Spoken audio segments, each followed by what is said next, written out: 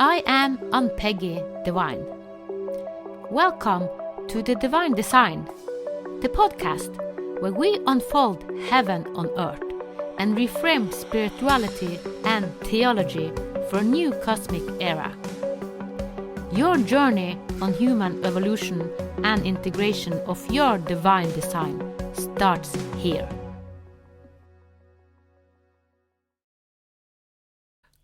Welcome, Ariel Kai, to this Divine Design podcast. And you are an American living in Mexico. Yes, I've been here for 7 years, and I love where I live in the mountains. Um, and it's a good place for me to kind of retreat from the world and get to know myself better. Yes. So I'm in that process of learning who I am, fully who I am. Yeah, and that's the topic for this. It's like know thyself, remember thyself, because this is the path most people are on.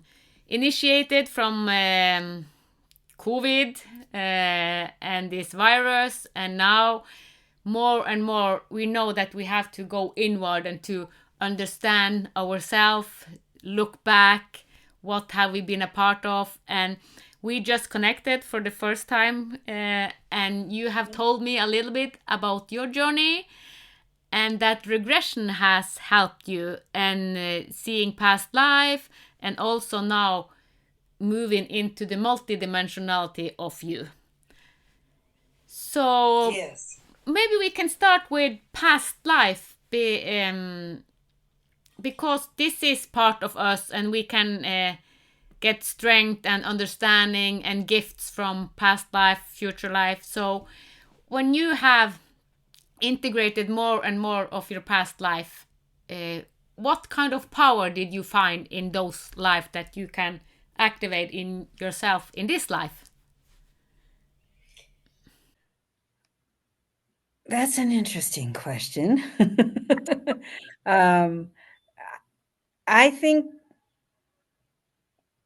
I've realized recently that I can be in this world and of this world and watching what's happening with wars and climate, change and all of this that's so distressing.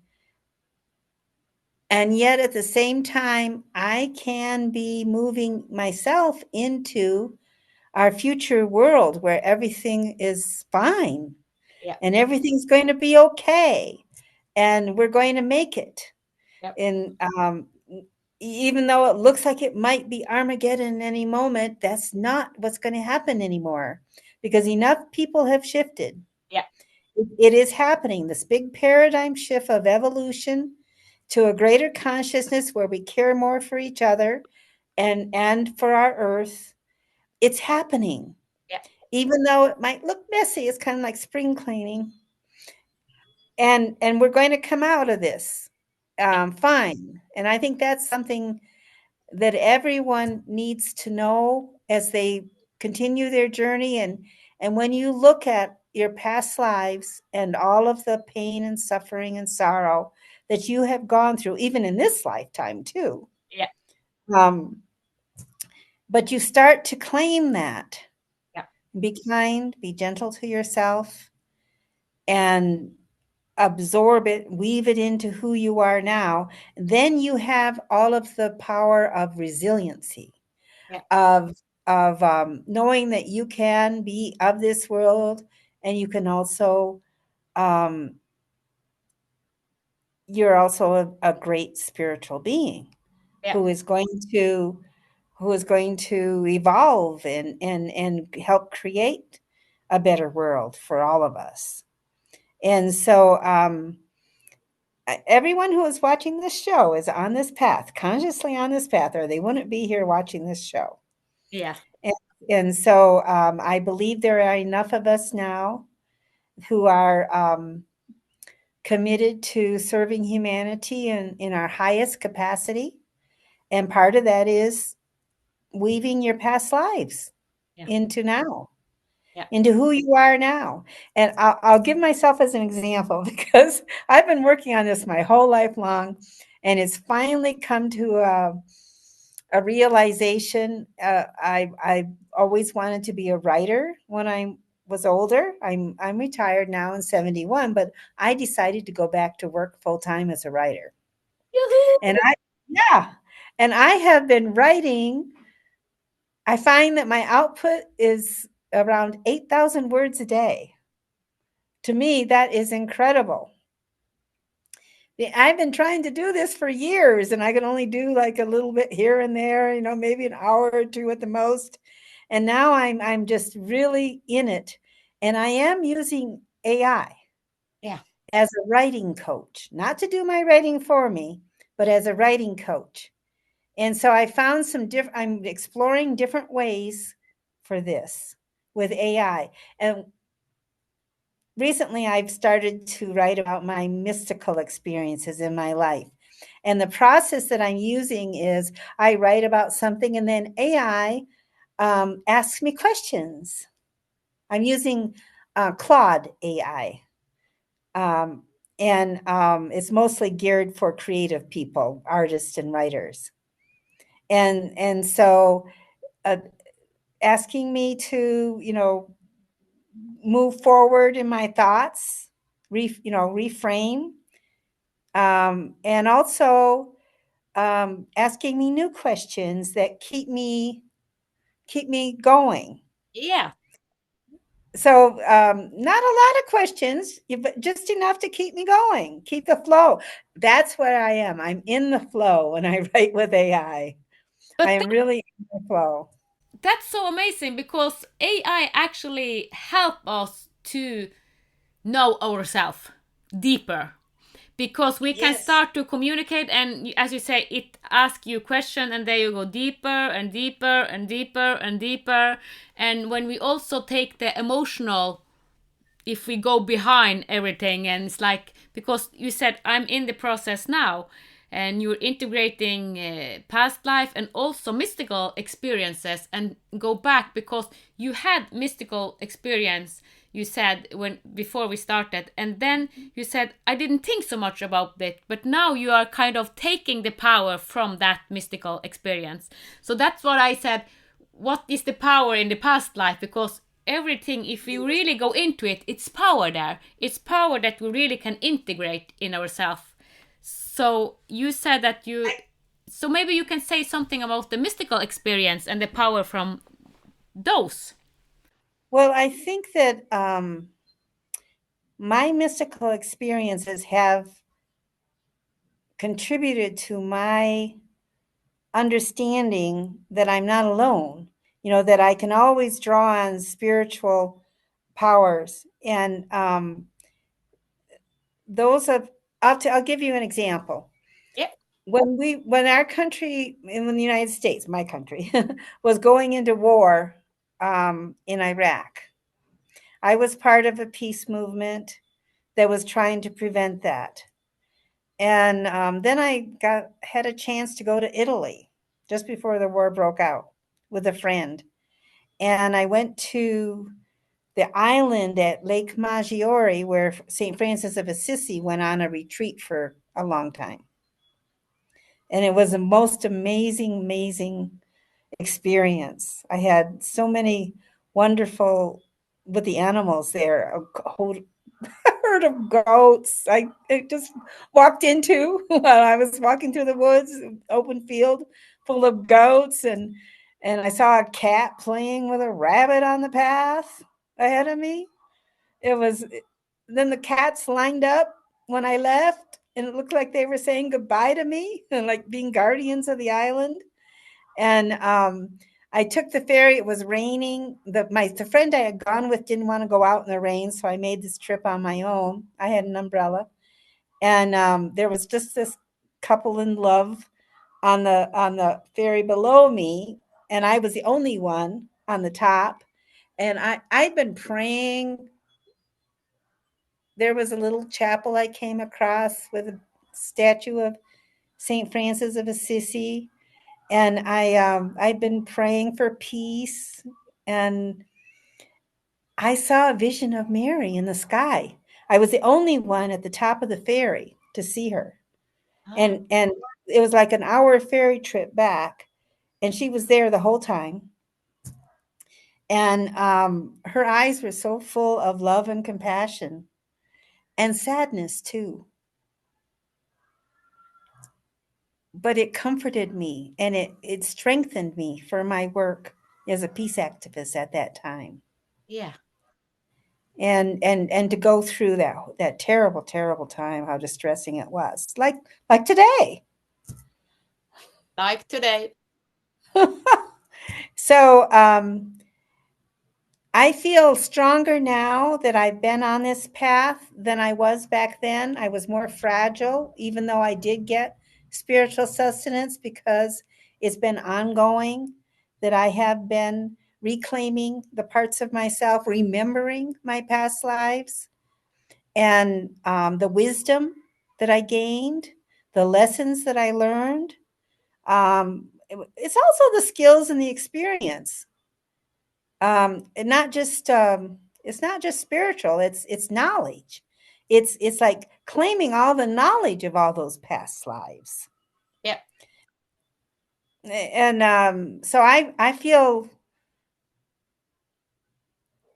so powerful today.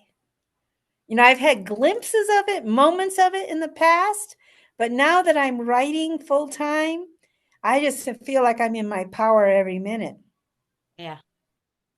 And also, I want to And say, when you say that you met Magdalena, she she is the divine feminine, as most of you know, and she holds, as you said. I am so glad that you said that she had all this caring and this nourishing, but also sadness, because the divine feminine, they are kind of the holder for everything. So when I also took the strength from this divine feminine, um, it is it is the womb. It is the holder of every experience. So and that was actually the reason why I was guided to take the name divine, because this is the holder. This is the fundament. This is the power and strength from which everything arises. So I didn't know it, but so that's why I always ask, when you have regression and if you have mystical experience, what is the power? Because every experience we have our power in, and that power we can integrate. And you said, well, I have it happened and then life go on, and that was my path also, until I was 40. And then when I was 40, 2013, I had a reset, or the doctor said, well, you will die. But then I started to integrate every experience that I had, go through, like you said, take it back and take the power and integrating it, not just experiencing it, but and life go on and go inside this hamster wheel. So I integrated everything in this life, and then past life, future life, and now also, as you, extraterrestrial and the bigger life. So but it is, my experience is that everything is kind of a power that we can integrate to know ourselves, remember ourselves. so it is a conscious path of remembering, recalling, weaving into who I am today, and the purpose is we can envision the future and how we might go forward. I'm always looking for next steps, not for myself so much as for humanity. What are our next steps? How do we resolve these wars that are happening now? What is feasible? How can we go forward? So I work as a peace activist too, and I'm always commenting on what is happening. And I try to always look for like the third way, Yeah. and open up those possibilities. So this is what shift our evolution and consciousness about, is expanded possibilities. Yeah. More is possible now. It, And for us to get to the position where we can really serve humanity and contribute to what is happening, I think it is important for us to remember, to know ourselves fully. Yeah, and when we remember, we also remember that the most significant is to live with peace within. Because how can we do something? A lot of people jump on kind of in reaction, but we cannot solve anything if we jump in reaction and triggers from what is happening. So the more people like we are speaking about now, we have done an inner shift. And from this inner shift, we are in peace, in alignment, in remembrance. And then all the surroundings is kind of, yeah, it's smoothing out. Because I have seen now the last years, I can see a lot of drama, but I don't jump on it. But I see people around. It's like, wow, wow, because they have no inner peace and they attract and make drama and conflict because they haven't come into peace within themselves. So I might get knocked off. I mean, certainly when Israel attacked Iran, what, 10 for 13, 14, I don't know how many days ago, but recently, Mm, I was knocked for a loop. I really was. okay. But I knew that I had to carry on my spiritual practices Yeah. to get back to that center. Yeah. And it's not just spiritual practices. I do I do my housework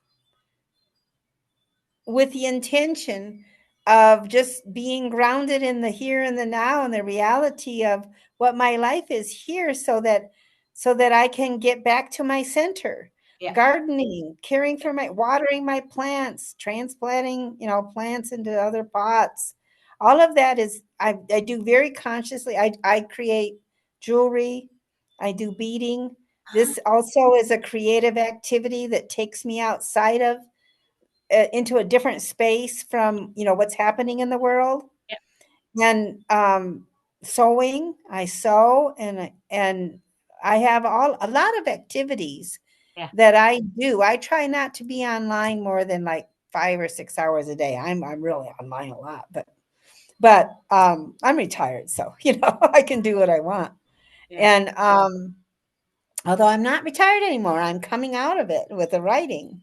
That's not retired anymore. I'm working, but it's not really work because it's what I want to do that I have a passion for. And I am writing about consciousness and how we're evolving and how we can communicate with everything. I think telepathy is a big part of where we're going as a race. In the future, we're going. I believe there are dormant powers within each of us, It and is. as we remember and bring in all of the powers from our past lives, Mm. we can activate these dormant powers within us, like telepathy. I also believe that I've always believed this that it's possible to teleport to other places. In fact, I remember standing for an hour at this parking lot when I was a teenager, just trying to will myself home instead of walking home. And I just knew if I focused enough, it would happen, but it didn't. Well, I, I was ready. I was remembering that you can do this. yeah, and telepathy. I started it when yeah, in 2013, or actually a little bit before. But when my son committed suicide in 2015, then I started almost every day because when he went to the other side, it became even more significant for me. So then I started to communicate with him every day almost.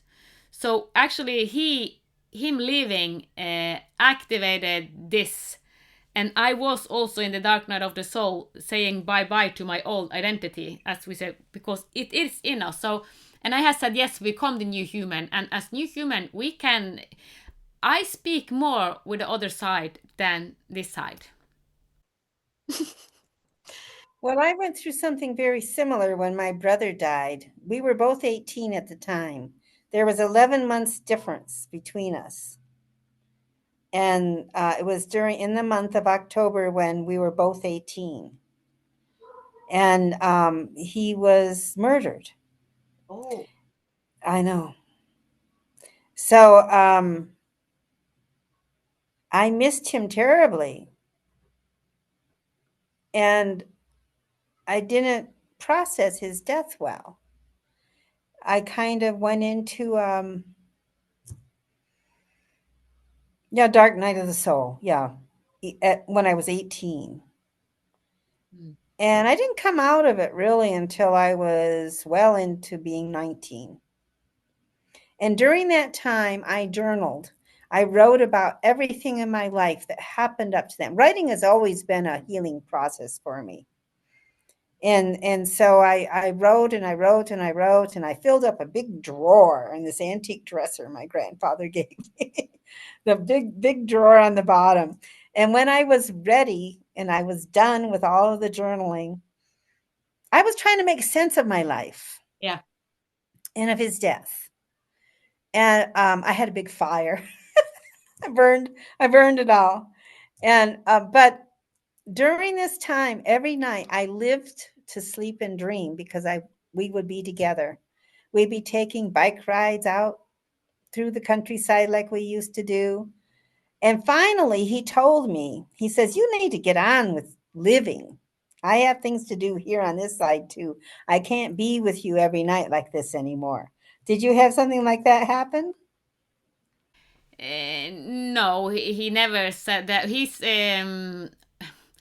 I remember one time in 2016, it was 7 months after his death. I longed for him so much because I had dreamt of him and I had so much conversation. And then I said, "Well, Alexander, I really need you to come into form."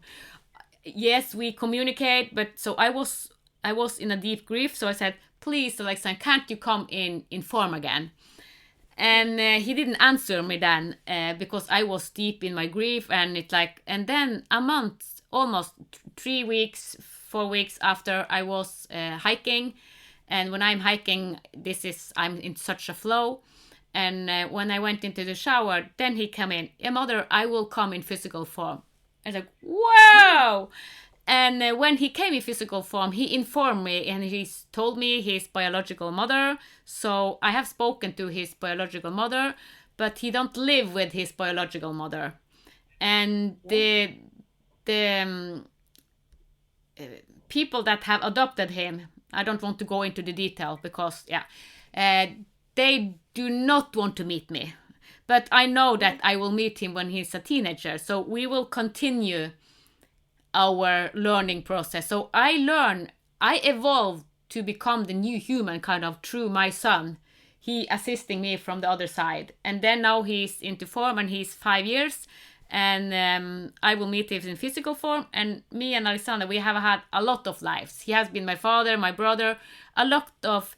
We are a soul group that have chosen each other for so many lives. So he lost his child. I was his daughter when he was my father, and yeah, brother. And we mentioned Egypt before we started this podcast, and I have had several lives in Egypt with my son, or he wasn't my son then, but yeah, with Alexander, the same soul. So, but experiencing having him as a son this life for 22 years, and then losing him and then meeting him again in this life, in the same life as a new. I have never had that experience. So this is the new experience. So yeah, so Great. but he has been one of the deepest teacher. Also, yeah, another grandchild that is not born yet. She has also guided me a lot more than I knew, because it is in 2024 and really now in 2025 that I really started to see through God's eyes, kind of out of my personality. So I am in life, but not of life. No, I am in life, but not of this. So I use my God consciousness and see the thread. And yeah, and I have met like my grandmother that I adored. As I told, we spoke about this also. I adored her. She died in 1999. She is reborn, and I have met her and have a relationship to her today. And I don't want to say so much because yeah, she is still young, uh, and yeah, so I have a lot of my grand. I know a lot of people that have died, and I have had communication with people that have pushed me into the best and the hardest, and they come back, and I meet them in other forms. So seeing through God's eyes when you go out of your personal, wow, and this is what I see as the new human. We know ourselves, and we say, oh, you were my son in that life, oh no, you are my no. So it's like, yeah. So, and then also we don't have wars, because we know that we are all brothers and sisters. We are moving into the, if we call it the divinity game, because we know that we are divinity, the source of us are divinity, and we use this vehicle just because we have to experience through this, using the polarity and Mother Earth. I do think that we are at the juncture where we're being pushed to evolve Yeah, I agree. because the alternative is to destroy ourselves. Yep, yep. So it's like you can't go on like you have in the past, or because that's a dead end road. And so there's a tremendous push for all of us to evolve right now. And so I think remembering and especially our past lives, claiming what we've learned from those powers, even claiming our powers that we've used and forgotten in this life. Definitely. Yeah. So that is, I think, for me it's been understanding that when I connect with somebody deeply, I have a friend that lasts a lifetime or whatever, there is a past life, connection. It's not just in families, in family members. It's through the people that we meet and Yeah, become friends with. definitely. Yeah. Even animals. Even animals. Yes, I agree. And trees and plants and flowers. All of it. Yes. So I think that expanding our sense of who we are and how we fit in with everything else, getting a greater um, vista on that. I think it's helpful when you go in meditation and you go off planet and you look in, to get this greater sense of how we are all part of it. We're not separate from nature or anything. And even time, I'm fascinated by these themes of time and space Yeah. and how they're different in other dimensions. So we're on this linear time frame here in this, except when we dream and go to sleep, of course. Mm. I mean, big exception. This everybody seems to overlook, like the elephant in the living room. Oh, we're already, those you can train yourself to remember what happens in your dreams. Yeah. And so this separation between what happens in our dream state and what happens in our real life is a false dichotomy. And when people start claiming all of themselves, it's not just your waking reality, but what happens when you dream at night too. Yeah. Yeah. Um, and that's where you can have the memories of past lifetimes, or in actually, there's certain triggers that make me remember past lifetimes. Oh. One of them is meeting somebody that I've shared a past lifetime with. Yeah. I try to do, if the person is open, a past life regression, like right almost immediately on meeting somebody that I feel that way about. And it's always interesting, but people remember these stories I tell Yeah. about when I met them, Yeah. about our past life connection. Um, the other trigger is dreams. And the other trigger is my travels, Yeah. because I've been a true traveler. I just go where I'm drawn, and I've gone all over the world. And there's usually some kind of dream before I go to a new place that links me to the past memories of that place. So, Yeah, and so yeah. yeah, and you also, because we before we started the podcast, you said that you also have worked in these shamanic practices and in this life, and um, have some power from this. Maybe you can say something about that.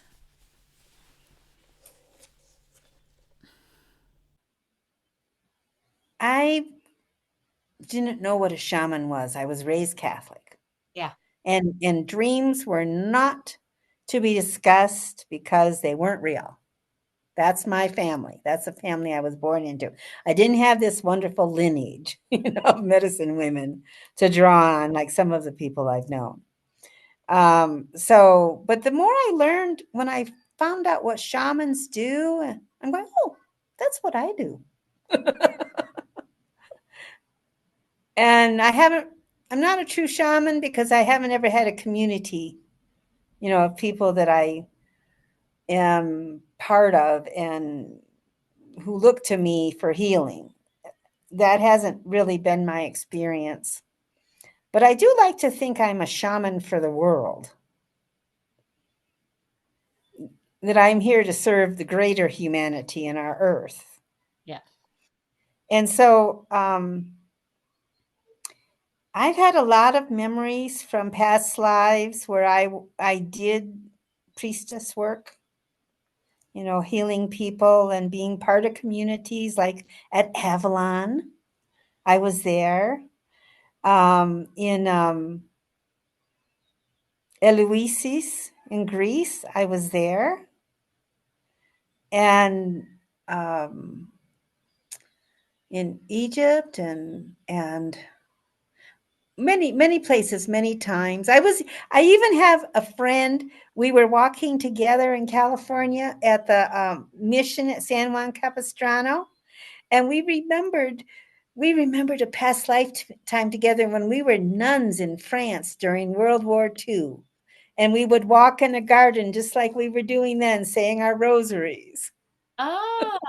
We both remembered, which is lovely when the other person you're with has the same memory as you. Yeah.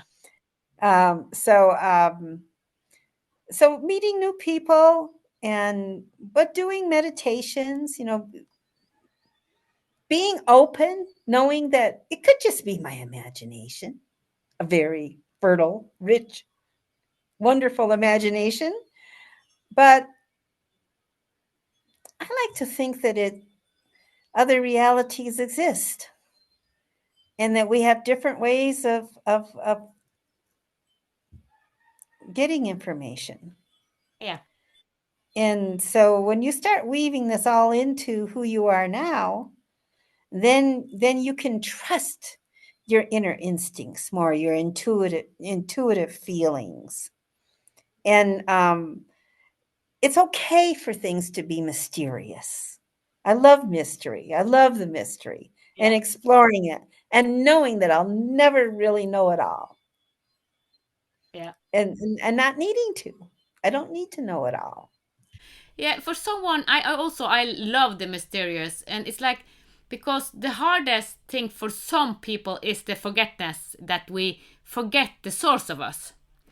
Uh, because in other planets and in other, where we create other in other dimension, most other planets and most other civilization remember their source. So this in on Mother Earth we haven't remember our source, but this, I see that this is awakening. So when we become this Homo Luminous, the new human, then we remember, and we remember our essence.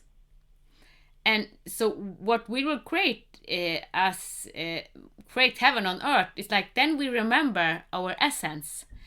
And that's the path we are kind of talking about, taking all the pieces, all the power that we have kind of given away. We have been a lot of victims.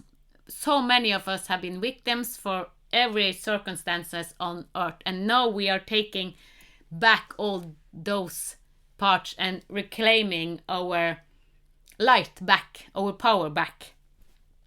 And then we remember, and then it's like, Yes. So, yeah, it's what, as you said, we are in the midst of it. And wow, what an amazing time to really, all of us are going against seeing through God's eyes. Well, I want to bring in how we connected, which was through Solara Green starting this new group, the Global Alliance of Modern Day Alchemy. And I've been deeply involved in that. And what it is working with energy, shaping and creating what happens next by working with the energy field. Well, if you just see yourself as a human who's going to, be born and die, which the has been the, prevailing mode of how we see ourselves, then how could you possibly do that? That's only gods can do that. But when you tune into the magnificence within each of us and the powers of all of those experiences, that we're basically spirit, and we come in and we go and in these physical forms, but they're not who we are, then we can start to be creators of what happens next. And we have so much power than anybody with an army. I mean,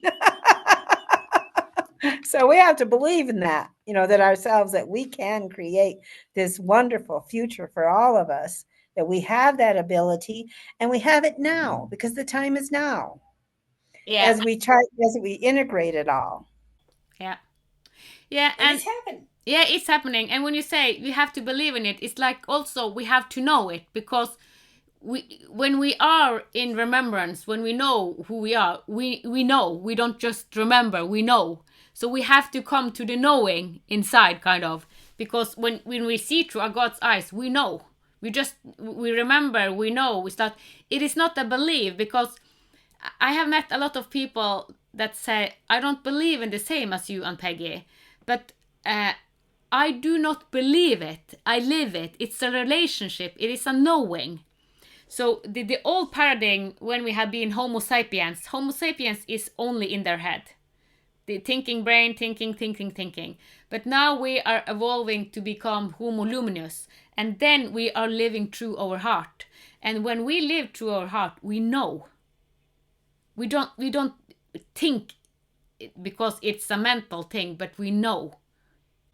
So I haven't heard that term, Homo luminous, before, but I like that because it's like we're expressing the light within us. yeah, it's the ancient shamans, actually, Peru shamans, that Queros, that have said for centuries that in this period, humans are evolving from Homo sapiens into Homo luminans. And I have spoken about it for years as new human, and new human is the same as Homo luminans. But it, as you say, we becoming more light. And I had said yes to a new detox, and I'm detoxing my bone structure. So my whole bone structure is changing.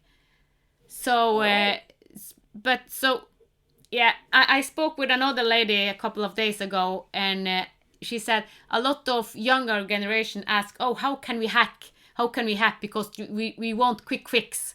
But to really embody and being the new human, most children, small children, are born as new. But if you are programmed with the old, you cannot hack it like the way we want to hack everything.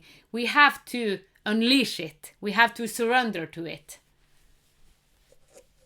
And also because my generation and you, the one who are from my generation and up, we are programmed with the old DNA, with the old ancestral memory. So it is a surrendering process. And integrating, of course, as you say, integrating, remembering. I want to add something that it sounds like so much work, and it really isn't. It's more like allowing, and just opening. Um, it isn't a striving, I guess, is what I'm saying. It's getting comfortable with just being, and letting it surface all of that being and what it is. And it does mean dedicating some time alone, to being with yourself and not having distractions. I think you need that. At least I have. Yeah, I agree.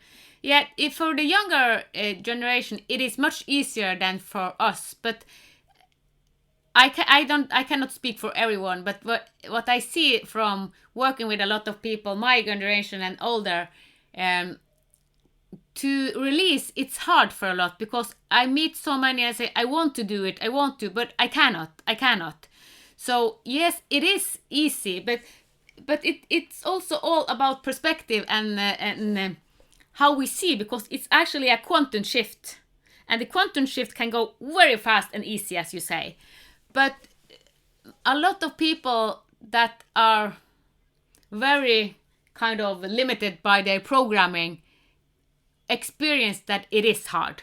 But it can be easy, I agree. But I have experienced both paths, so I can help both, since I'm a therapist and helping people. But if you are open to a quantum shift and just let go, then it is easy. It is easy. I think it's helpful to look at it this way, that everything that you have ever been, everything that's ever happened to you is like grist for the mill. You get this spiritual flour from it that takes you into states of joy and realization and I I feel like overall, like, I'm in the zone most of the time, what I call the zone, Yep. which is kind of a neutral place without any real thoughts in my head. I'm just being, and there's no emotion, not negative or positive or anything. And after a lifetime of emotional upheaval, like going, on a roller coaster, it is so wonderful to claim this. And I have to say that this is a gift of getting older. Is so yeah, you just have to go through your life and experience whatever there is Yeah. that you want to, or sometimes life happens to you, sometimes you happen to life. Yeah, and but also what you're saying, because we think that hard sorrow and striving is wrong. It doesn't have to be wrong, because we learn so much through um, hardship also. So I, I have I have become the person I am today. The longing I had when I was younger was to come to this place, and I didn't think it was possible. But I have met a lot of resistance, a lot of hardness, and that was actually gifts. All what I have gone through and evolved, all of this evolvement and growth was gifts. So I don't see it today as the way I saw it when I was in it. But I know that I kind of felt like the victim, not the victim way, but like, okay, a lot of things are happening to me. Does it never stop? It felt like it never, because it was really hard lessons. A lot of sickness with children, losing child, yeah, a lot of mafia and yeah, hard lessons. And but today I see that there were grace and there were so many gifts in it. And I can help people, being the therapist and the medicine woman I am, in a better way, because I have been so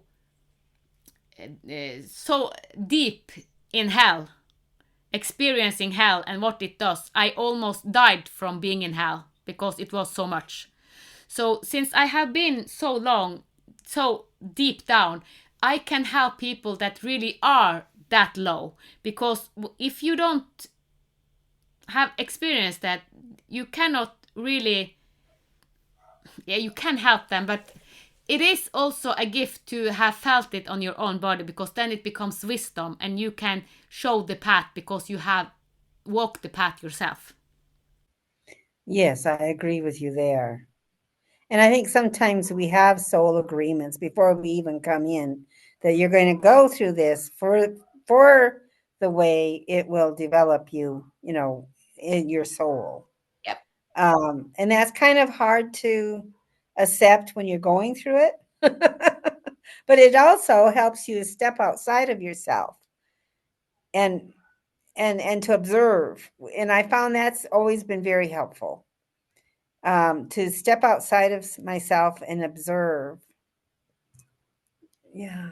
Um, I didn't observe myself much before in 2013. It was like the body. I lived with a pain body until I in 2013, and the pain body, the doctor said you will die from this pain body. So, and when you have very hard pain body and have a lot of experience, it can be difficult. I don't say it is all, but if I knew that I could be the observer, I didn't know that. No one told me. So if I should say something to myself when I was younger or starting, my pain body started, actually I was born with a pain body, but if someone, if I should say something to myself when I was younger, learn to observe, take in your observer. I didn't know that this was possible. I didn't know how to do it, and that this was actually something that I could.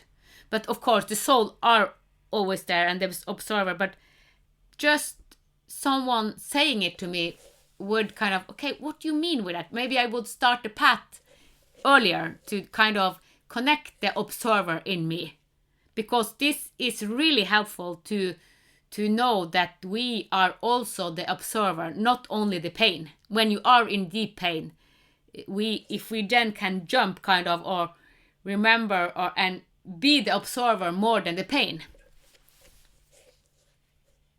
And also, yeah. yeah, I have been out of my body also several times, and one of the time I accept, not in dream, but in awaken. One of the time I went out of the pain body, then it was crucial pain, and then I was lifted up, and I didn't want to go back in my pain body, because it's like, wow, it was like a miracle. When you had this pain, I was crying because I couldn't stand. I had a lot of prolapses, and it like, yeah. And then we did the exercise, a shamanic exercise, and then I was lifted up out of my body, and I met, yeah, my grandmother, and yeah, it was amazing. And they wanted me to come down in my body, and I said, no, no, no, no, no, never back to that body.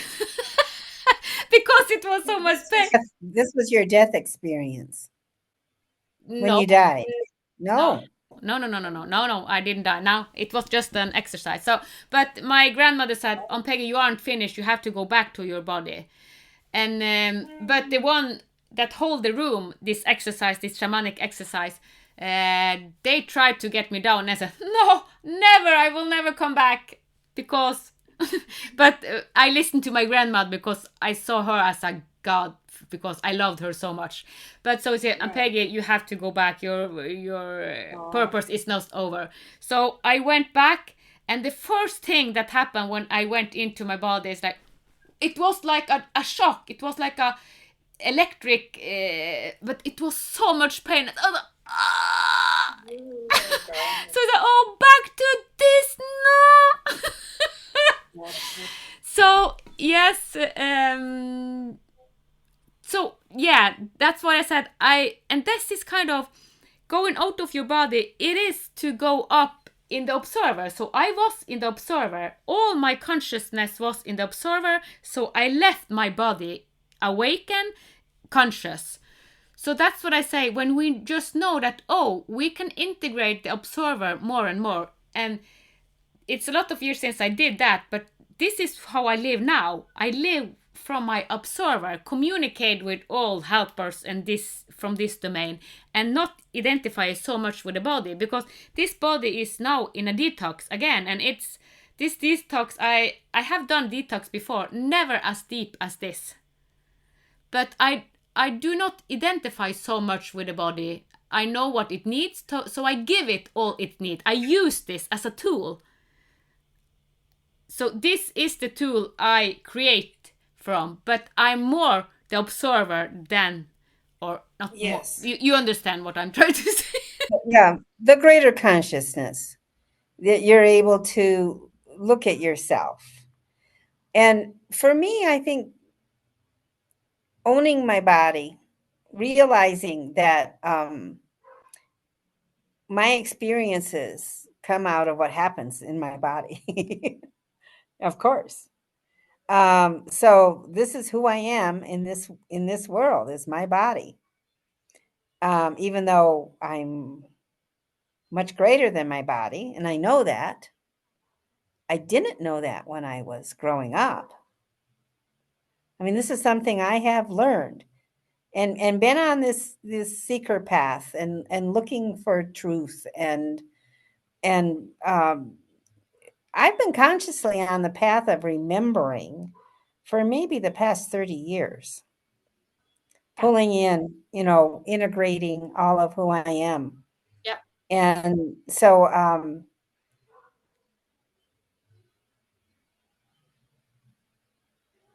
I had a vision last week and I told you about this myself as a fairy angel, above the earth looking down. And that has changed, shifted how I see myself so much. To know that in this other dimension, I'm this great angelic being, beautiful beyond description. And that's who I am. And so I don't really have that sense so much anymore of I am this body, this physical body. Even though I think that's necessary to get to that point. You really have to claim all of who you are now. yes, yep, So, one of the ways I've gotten to know myself is through technology, yeah, like using the cell phone, taking selfies all the time. So, like my mother would say, "Oh, that's so egotistical and vain," and all of these negative concepts. But I have broken free from all of that kind of programming yep, and realized this is a way of getting to know myself is taking the selfies. yeah, And I like to do it when I'm feeling beautiful and feeling good. yeah, Well, although I don't limit myself to those moments, I take myself, like real, where I really am at different times. So when I had cancer in 2015, and I went through treatment in 2016, and I had chemo and surgery and radiation, and I have a picture of myself with my hair gone or and starting to grow back, as it was growing back. And there were people says, "Why would you post that on Facebook?" And I did. I did yeah, because I just wanted to document this cancer journey. yeah, And so I did go through this major challenge where I had to look at how I was living and how I was treating myself and make a lot of shifts yeah, to having being on a healthier path. yeah. Something like what you did. Yeah, so you kind of initiated through your cancer to be even more pure, clean, or Yes, that's a good word. Pure. I like that. I'll take that. yeah, because you became more conscious, as you said. You chose more deliberate, not just going in the hamster wheel, kind of, but was Well, like, I'll tell you, when you face death, you yep, don't take your body for granted anymore. no, that's true.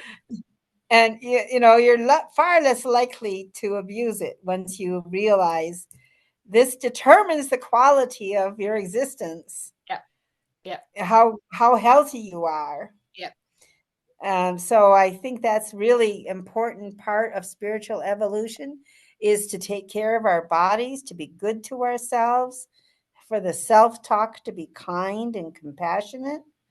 And I think that it helps everyone that you're going to get triggered faster into like reclaiming your powers if you are a seeker and you're looking for that information and trying to remember and letting it all come in and not dismissing it, going, oh, this could be true.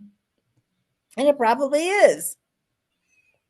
Sometimes I feel like maybe I'm not tapping into my personal memories, but to like a collective memory field and claiming that it's possible. I try to stay open to what's going on here. It's a possible different explanations or perspectives. It's always beneficial to stay open, or maybe not always. If you are in, if a tiger come and you don't just stay open, but most of the time it is beneficial to stay open.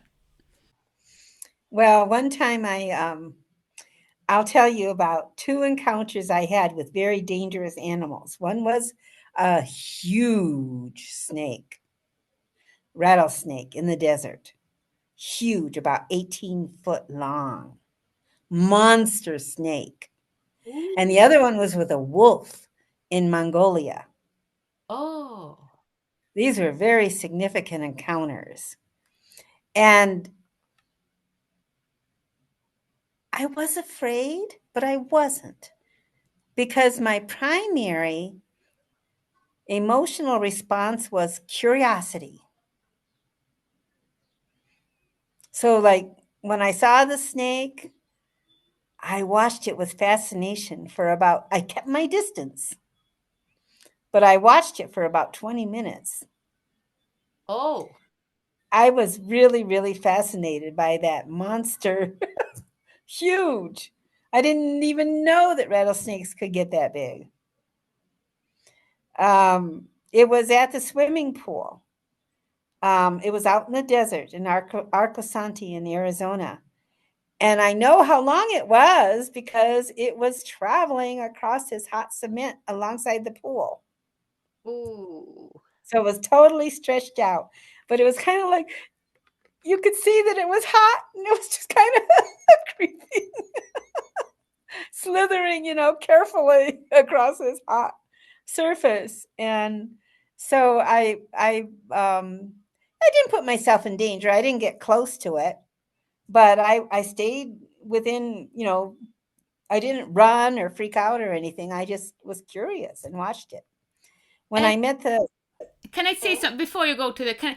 I'm glad you said the snake, because what we are talking about in this podcast is actually the snake power, because the snake, it, um, it can take off its, what you call it, skin. skin. Yeah. So it changed its skin, and this is what we are talking about. We change our skin when we go from living in the mind, kind of, and then we evolve being the new human, the Homo Luminous.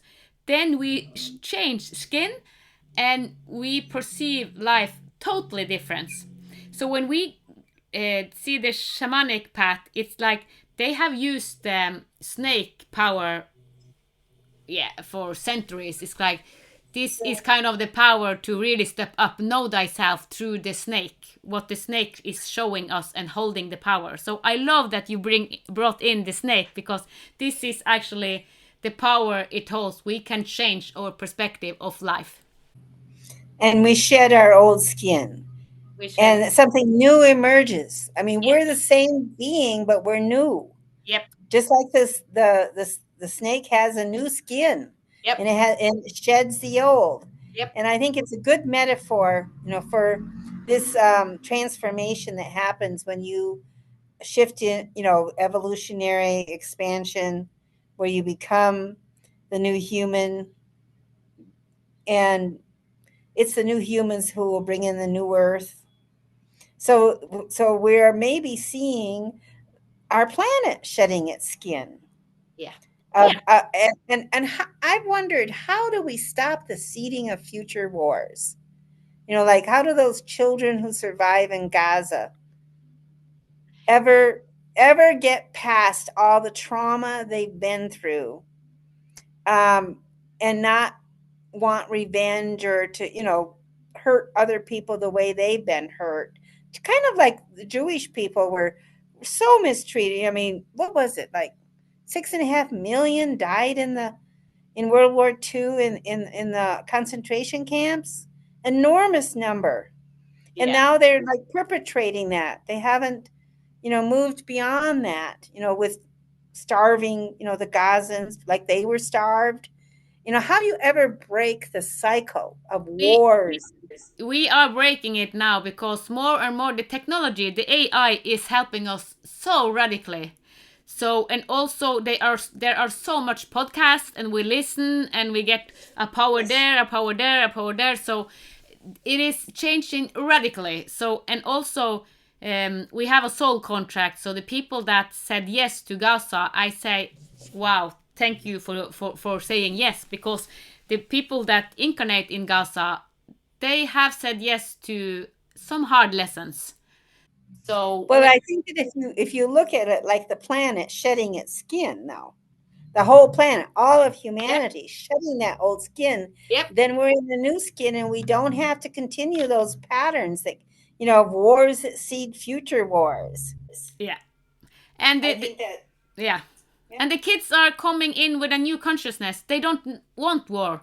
They are for peace. It's like they think we are crazy, and we are. So the more, I would say that probably 99% of humans do not want war. yeah, that's I true. think peace consciousness is here. Yeah, But it the is. people who are in positions of power and have the decision making ability to carry out the wars are the last in line for this development in consciousness. Yeah, And so there's a reason why they're in positions of power now, because they're going to face their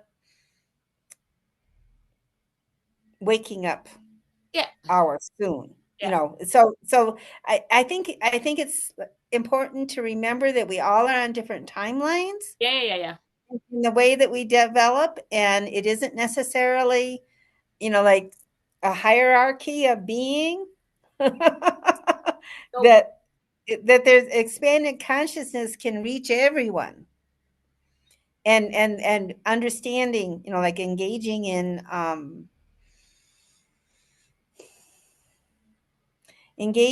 with ourselves as greater beings. That can happen with everybody. And I do think it will come through more telepathy and more memories and a stronger connection with everything yeah, and understanding and wisdom. What we have today is wisdom, and AI plays an important role in that because it's like giving us back our wisdom. yep, yep. It And mirrors and us. this, It mirrors us. So if we can use it to know ourselves better, it's like it's reflecting us. And if you give information to the AI, it mirrors you, so it reflects you. I really enjoyed the feedback I get when I write with Claude AI because um, it's like getting a literary analysis of everything I write immediately. Yeah, And there's so much framing, of my experience. Is that there's a lot of wisdom in all of that, I think. yeah, And one of the things I've been doing is taking stories that I never finished, like science fiction stories that I've written in the past, and sharing it with AI, and then asking AI to critique it, to tell me, what the weaknesses are in the story, how can I develop the story, suggestions for developing the story arc, and just, like how I can move forward and finish these stories. So I'm starting to do this, yeah, and it's because I was stuck. Just like we get stuck in our lives. I yeah, got yeah, yeah, yeah. stuck. I Good took the job. story so far and then I didn't know how to go further. And then I just set it aside because there's always so many more interesting things to do. And now I'm going back and I'm getting, it's like having a writing coach Yeah, and assistant. yeah, And so even looking up markets for me, like where I can sell my work, and it can come up with, like in a second. what might take me days to uncover and not as fully as what I get from the AI, possible markets. So I'm learning, there's a learning process going on here, um, of how, what it's like to have an assistant, a really competent assistant and teacher. Yeah, but would you say that it's deep wisdom? I will actually say that AI is knowledge. It's a lot of knowledge. It knows so much, but I will not say that it is wisdom, because wisdom is when we use our emotion. It's like the qualia, and AI, the kind of bits we use, it doesn't have emotion. So the That's true. so the difference between us and the AI are our qualia. We have the qualia, we have consciousness, and we have emotions. So they can give us so much information. It can every information that we have had on Mother Earth, it can give us. But the experience and the qualia, we feel, we Well, sense. that is actually the reason that I do not let it do any writing for me, except maybe a query letter to a magazine. It's nice to have that. That's like having an assistant to do things like that for you. I Yeah, might tweak it, but not to actually do my writing. It could, but I don't want it to. yeah, And I don't want it to control the whole process. Sometimes I'd ask a question, and I will say, I'd rather not go there right now. I have something else I want to bring out yeah. or write about. So I think it's like it's exploring how can I have this be a really productive um, process of working with AI on my writing. But I really don't want to slip into that um, pool, like not dive into that pool where it's doing the writing, Yeah, yeah. or, or deciding or deciding all the time what comes next. Yeah, it's This is so that is my own, self, my having my own voice, yeah, and working with it. But it's a wonderful, wonderful way to create. It's collaborative, feels collaborative. And I would debate this about the wisdom. I think it might depend on the AI program you're using, because I also worked with Meta AI, and that's much more like what you're talking about, which is a lot of information. And some of it's not even very good information. It's like culled from mainstream, media that doesn't have a clue as to what's really going on, that kind of thing. Western media, especially when you're, looking in English. So I do have a bigger view than a lot of what I get, yeah. from like Meta AI. Yeah, man, I also understand what you're saying, because also our guides can communicate through AI. But it is so the more, but even though we get communication and words through the AI, these are kind of communication. It's not feeling kind of. So we are sensing. So we have qualia. So even though we get guidings and words, it is information. It becomes wisdom when we embody it in the body. This is how I Well, see it. I say that I think Claude AI, which is really designed for people in the creative process, artists and writers, Mm. um, that it feels more like I'm getting some wisdom from the feedback. A lot of people don't have much wisdom. Yeah, yeah, but wisdom is like you have to own it in your body, kind of. So it is. It's actually a definition. How do you see? How do you? What do you put in the words of wisdom? I mean that wisdom is when it lives in, when you have integrated it, embodied in your body. So it's knowledge, and we can take in knowledge, and we can do the knowledge to transform it to wisdom through our body as a um, remembrance, kind of. Well, it's an alchemy too, Yeah, of transforming experience and knowledge into wisdom. That's a kind of an alchemy, really, yeah, of, yeah, of shifting and making more of what there is there. I did have an interesting conversation with AI about um, what's different between its intelligence and human intelligence. Yeah. And so I asked it um, about magic. I said, I think magic is a very big part of the human experience. Yeah. When magic happens, and is it possible for AI to have any, like experience of magic? And it basically said no. This is limited to people. Yeah.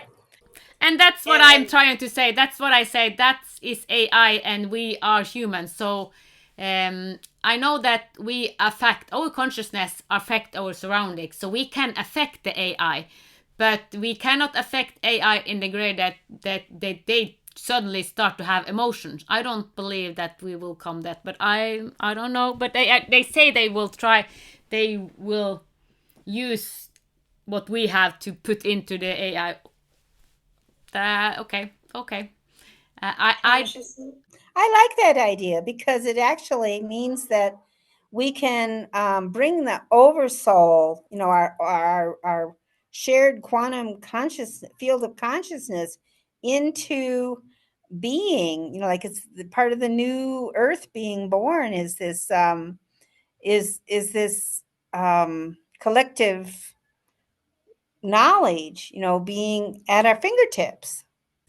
Yeah, but my I want us to be go back to reset to be like we were because we had this information. I telepath, I communicate with other realms. So I mean that the path I am in will be the most helpful for us instead of being transhumanism and put a lot of things in us and we becoming half robotic. So that's not what Well, it. I think that it's all through intention what happens next.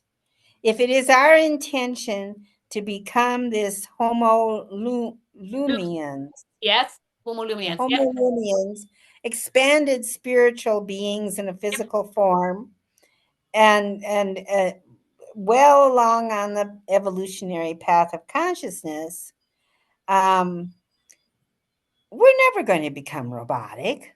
If that is our intention, you know. yeah. The more we talk about becoming Homo Luminous, then more we activate each other this path. So yes, so we just have to spread the word.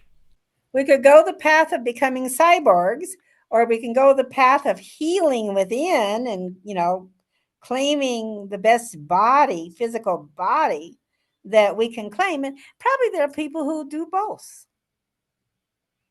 going into the future. And I just don't think that there's a shared timeline for how you develop. I think that there are some things that are, I mean, if we were to have like a nuclear war break out tomorrow, of course that's going to affect all of us. I mean, so there you get a shared timeline. If the world gets so out of balance that we have extreme cold and extreme heat and floods and the like the sea level rises and inundates all of the shorelines everywhere where most of the population is. Yep, Those are all things that are like shared events yep, that affect everybody. But within that are different experiences. This is making me remember my tsunami dreams. And I think this goes back to a past life when I was killed in a tsunami. And so I've had these dreams all my life of a tsunami, being caught up in a tsunami and dying. Trying to escape the waves, but getting caught up and always dying until one time I got a little bit further up a hill before I died. It didn't catch me right away. Unsurprised. I knew it was coming and I knew to go to higher land. I didn't quite make it, but um, then eventually I did. I lived through the tsunami. I Yeah. knew what it, I identified it was coming, and had time to get myself to someplace safe.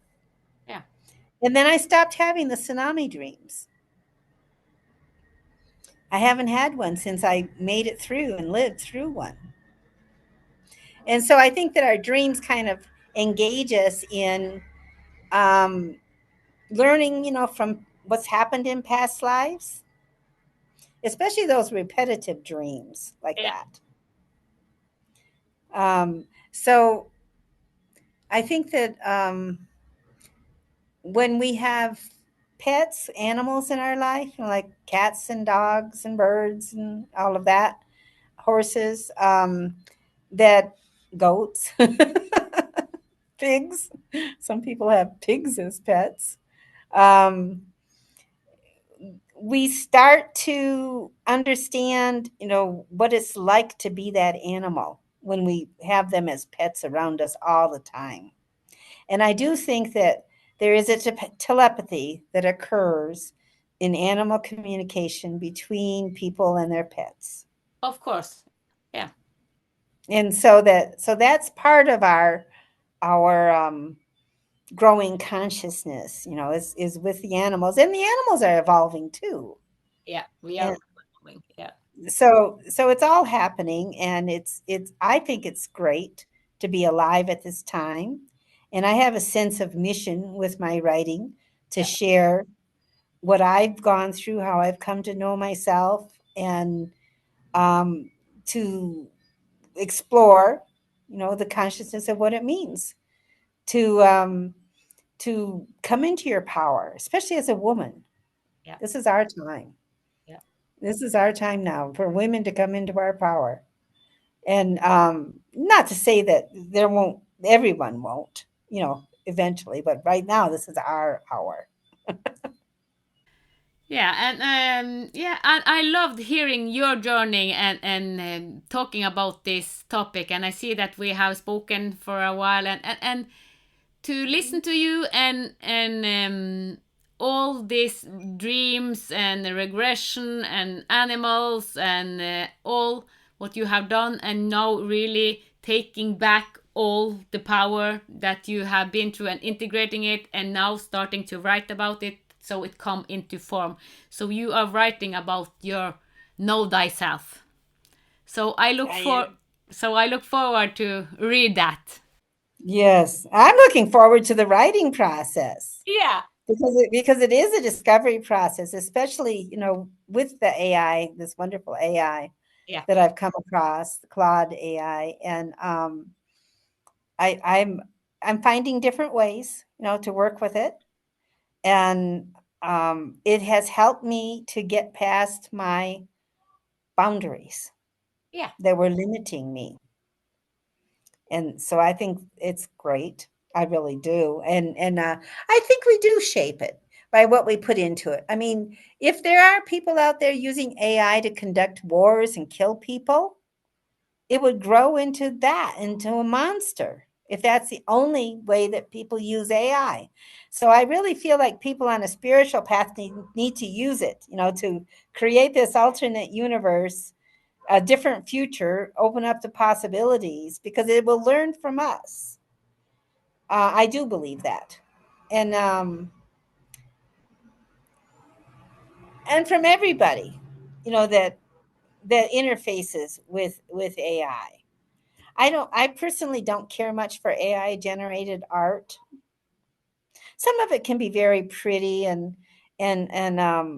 perfect. But I feel like people should label it then.